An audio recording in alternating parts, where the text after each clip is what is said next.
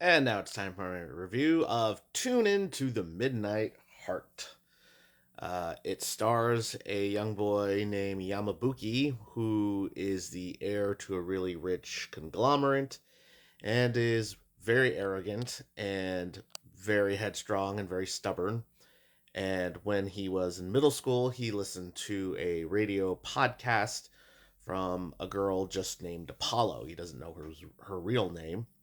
But he fell in love with her voice and fell in love with her talking, and eventually ended up going to this particular high school that he's at simply because she said that's where she was going to go.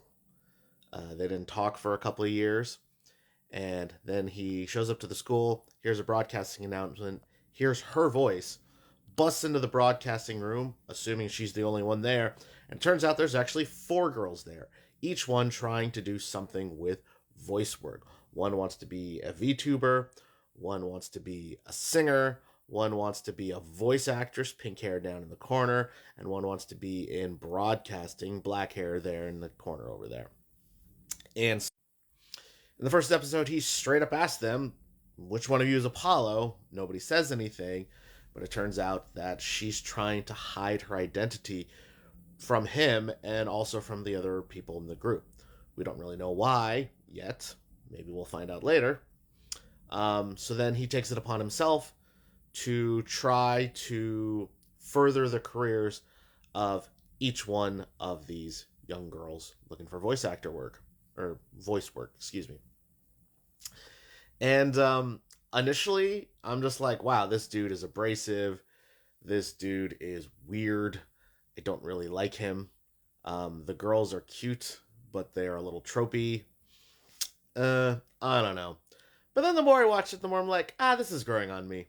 I'm enjoying this. I like that even though he is arrogant, he also tries really, really hard.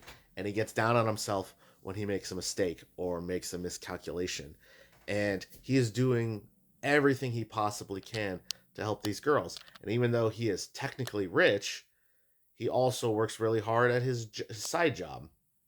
He is refusing to utilize the wealth that he has been freely given because he wants to earn it. He wants to propel these uh, young girls' careers with his own hard work.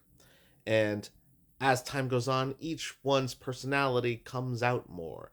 The singer has problems singing her original songs because she's ashamed of them and things that happened in the past.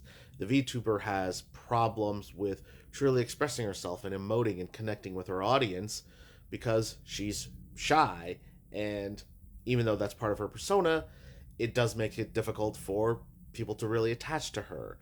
The one who wants to be a voice actress isn't necessarily the best actress, and she takes acting classes, and it's difficult for her, but she has to learn the differences between voice acting and stage acting, and also has to push herself more to truly let out who she really is on the inside.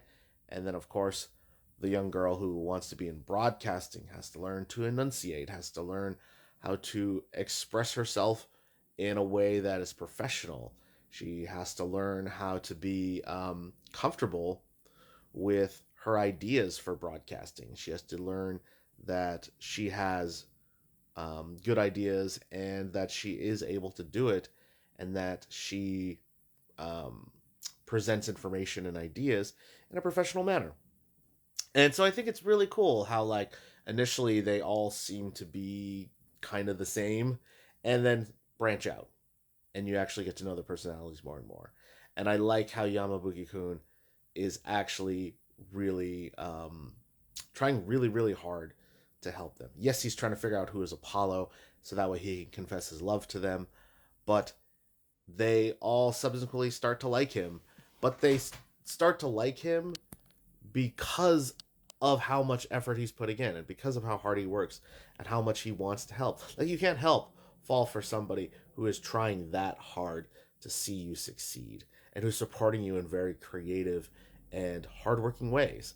And by the end, I was like, I like this. I would continue to watch more of this. If there was a second season, I'd absolutely be on it. So tune into The Midnight Heart. Gets an 8.5 out of 10. It's a solid watch, and I think most people would enjoy it.